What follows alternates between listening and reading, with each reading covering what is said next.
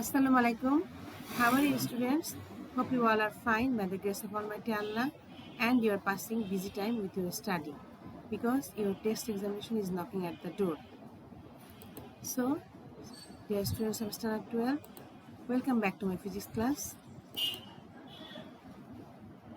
Dear students, you know now I am taking chapter 4 of your physics second paper book, and today I will explain some topics from this chapter, and those topics are magnetic force on a current carrying conductor, magnetic force between two parallel current carrying conductors.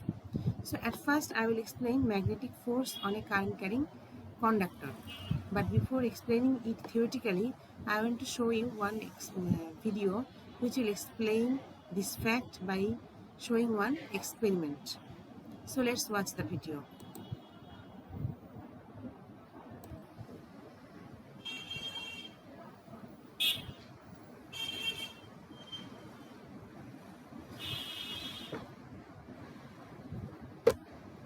Conductor. A force is exerted by this magnetic field on a magnet which is placed in the surroundings of the conductor. According to a French scientist, André-Marie Ampère, an equal and opposite force is exerted by the magnet on the current-carrying conductor. Let's go through an activity to demonstrate the force which is caused due to the magnetic field acting on the current-carrying conductor. We need a small aluminum rod, AB, having length about 5 centimeters. Suspend it horizontally on a stand using two connecting wires as shown. Take a horseshoe magnet and place it in such a way that the rod lies in between the two poles of the magnet with the magnetic field directed upwards. The north pole has to be vertically below and the south pole has to be vertically above the aluminum rod. In series, connect the aluminum rod with a battery, key, and rheostat. Now, let the current pass through the aluminum rod from B to A. We will notice that the rod moves towards the left direction. On reversing the flow of current, we will observe that the rod moves towards the right. Through this activity, the conclusion can be made that when a current-carrying aluminum rod is placed in a magnetic field, force is exerted on it. It can also be concluded that the direction of force is reversed when the flow of current is reversed. If the poles are interchanged, the direction of force acting on the current-carrying conductor gets reversed. This shows that the direction of the force on the conductor depends upon the direction of the current and the magnetic field. When the direction of the current is at a right angle to the direction of the field, the magnitude of force is at the highest.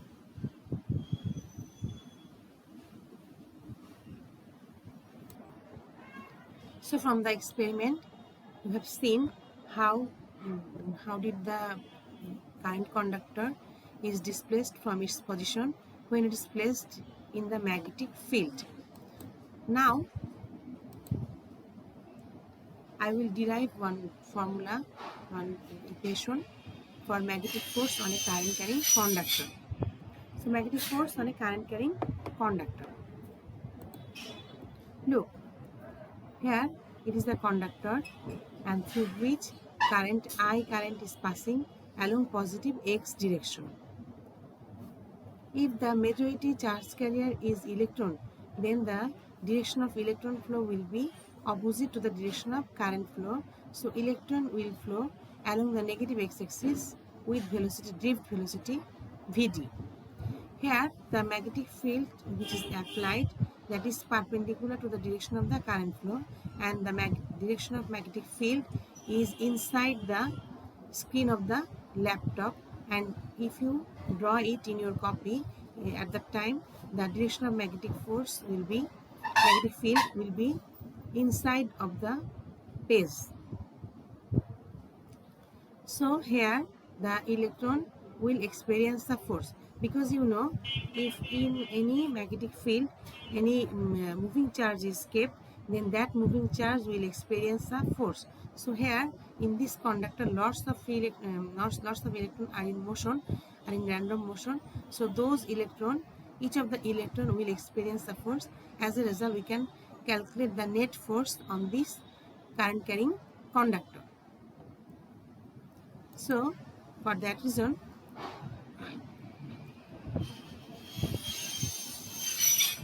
Suppose I equal to current flow, A equal to cross-sectional area of the conductor, N is the number of electron in unit volume. Look here, this one is the cross-sectional area, A.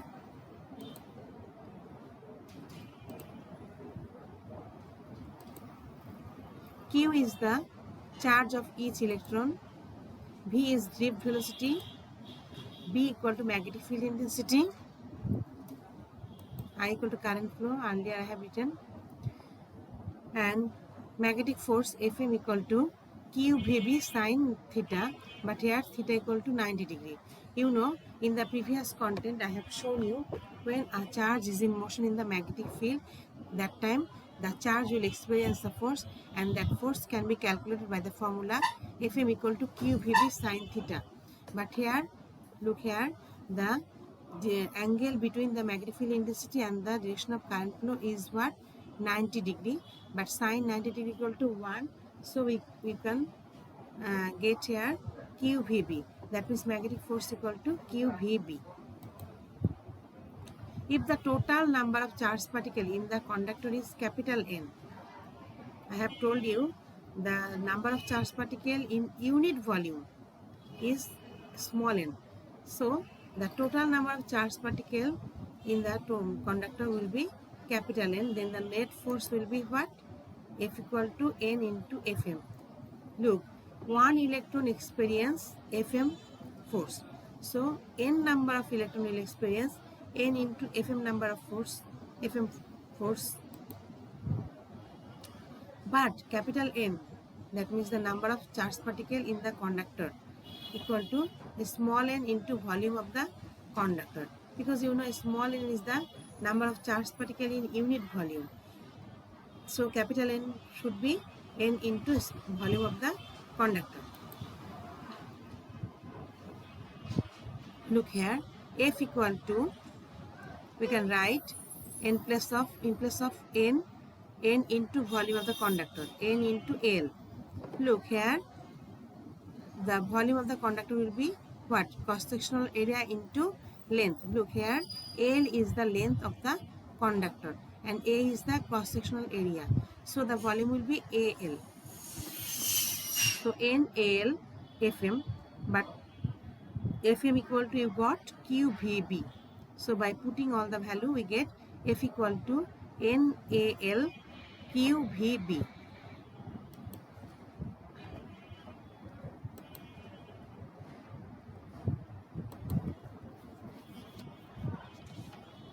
But you know, there is a relation between current flow and drift velocity, and that relation is this one, I equal to NA QV.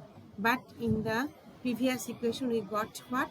We got F equal to NAL QV. So from that equation we can write NAL QVB. In this equation, NAQV equal to I. So we can write F equal to ILB. F equal to ILB, that means magnetic force on the current carrying conductor when the magnetic field and the direction of current is at 90 degree. But if the current carrying conductor is at an angle of theta with the magnetic field, then the force will be what? Look, if the current carrying conductor and the magnetic field are kept at an angle theta, then the force will be what? Then the force, you know, Fm equal to QVB sine theta on each charged particle, and the net force on the whole conductor will be what? F equal to ILB sine theta. And you know, from here we can get F equal to IL cross B. Here F is the force, which is a vector quantity, so we can represent it in the vector form, that is IL cross B. Here I, that means current, is the scalar quantity, but here L is the vector quantity, that L means the displacement vector, which is the length of the conductor. That means the charge will be displaced equal to this length. So here L is the displacement vector and magnetic field intensity B, that is also vector quantity. So by the cross product we get F equal to IL cross B. So this is the net force on the current carrying conductor.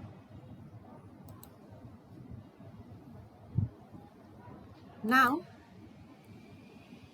look, the direction of the force can be obtained by using Fleming's left hand rule. Look, if you expand your left hand, then the pointer will represent the magnetic field intensity, the middle finger will represent the electric current, and the thumb will represent the magnetic force. The direction of magnetic force is indicated by using your thumb.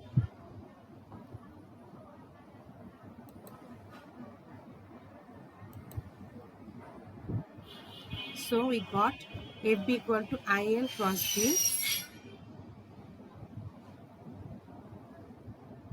Look here, when current I equal to 0, but when there is current, then the wire will be displaced from its position due to this magnetic field.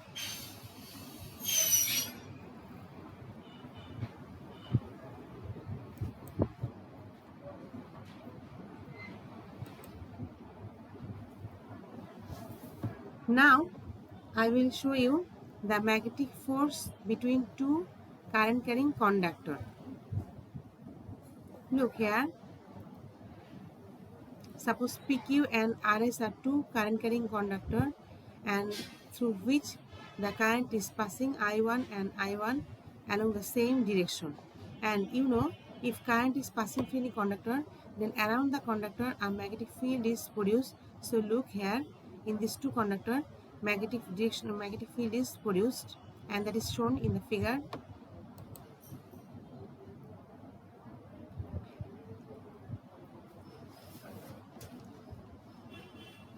So we know a current carrying conductor creates a magnetic field around it. So if another current carrying conductor is kept in the magnetic field of the first wire, then in the for this magnetic field for the magnetic field of the first conductor, a force will experienced in the second conductor, and for the magnetic field of the second conductor, a force will experience in the first conductor, and we were to find out the value of that force. So here PQ and RS are two conductors through which I1 and I2 current flow along the same direction. Both the conductors are at a distance of D. Look here, the distance between the two conductors is D from each other. Due to current I1 current flow through PQ, the magnetic field intensity at any point on the conductor RS will be what? B1 equal to mu naught I1 twice by D. You know it from the from Biot-Savart's law, for Ampere's law, for a state where the equation for the magnetic field intensity at a distance D from the wire is mu naught I by twice by R. So from here we can get, for the first wire we will get the magnetic field intensity at the second wire, that is equal to B1 equal to mu naught I1 into I1 divided by twice pi by D.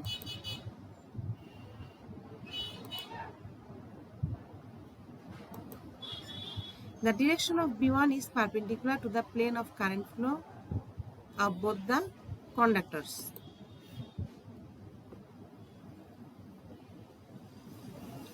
So let us think the direction of the current flow in this wire will be what? Inside the screen of the laptop. If you you can detect the direction of the magnetic field here by using Fleming's right hand rule. So if you place your right hand on this wire, then the thumb will indicate the direction of current flow, and the other fingers which are curled that are goes in towards inward the laptop screen. So the magnetic field intensity will be inside the magnetic inside the laptop screen, or if you draw it in your copy, then that will be inside the page of your copy. So here we will get the magnetic field intensity B1, and for this magnetic field intensity, so let the force acted on the length L. Here the length of the two wire is L, of the conductor RS will be F prime. So F prime equal to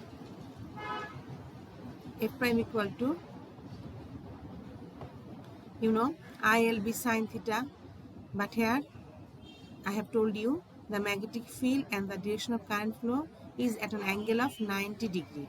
So we can write ILB sine 90 degree, that is equal to B1 I2 L. L is the length of the conductor. B1 is the magnetic field intensity produced due to the current flow in the first wire, and I2 is the current flow to the second wire.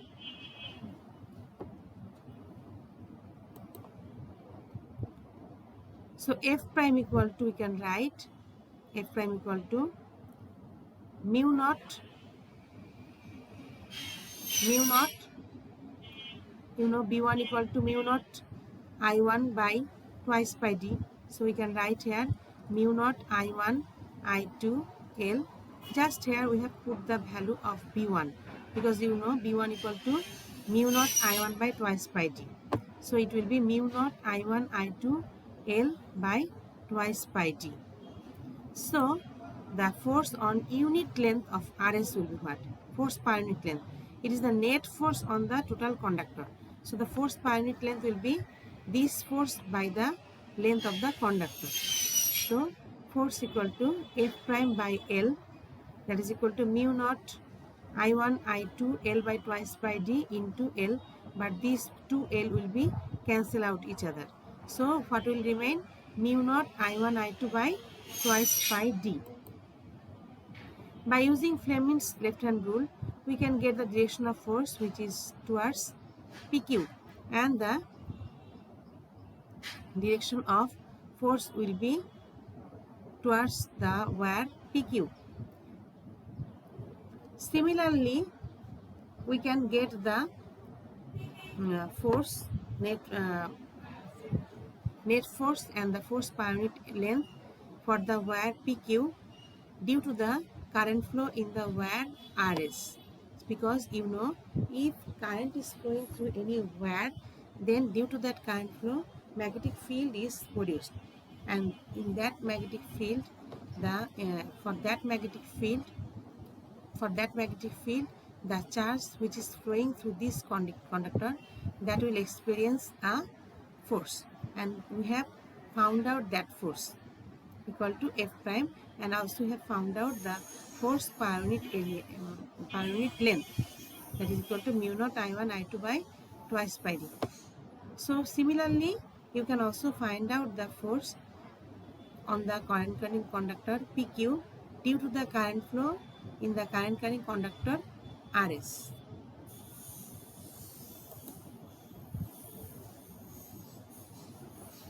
So I think you have understood how a current carrying conductor is influenced by the magnetic field. So here you are seeing the two currents are passing through the conductor in the same direction, but if the current is not passing in the same direction, that means in the first wire current is passing along this direction, and in the second wire the current is passing in the opposite direction, then what will happen? Then the direction of magnetic field will be outside, but here we get the direction of magnetic field intensity is in between the conducting wire. But if it happens through two parallel conductor, the current is flowing in the opposite direction, then the direction of magnetic force will be outside.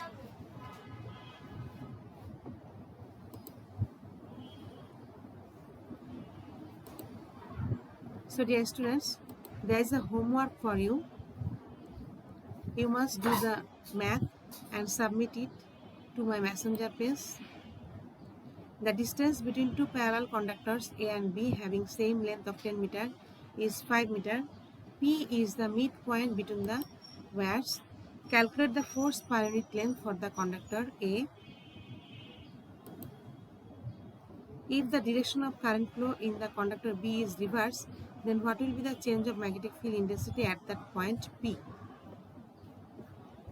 So, by applying the concept that I have explained today, you can do this math.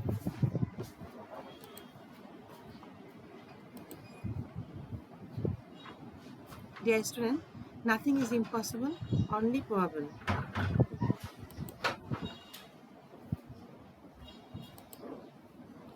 Thank you everybody for watching my content. Goodbye.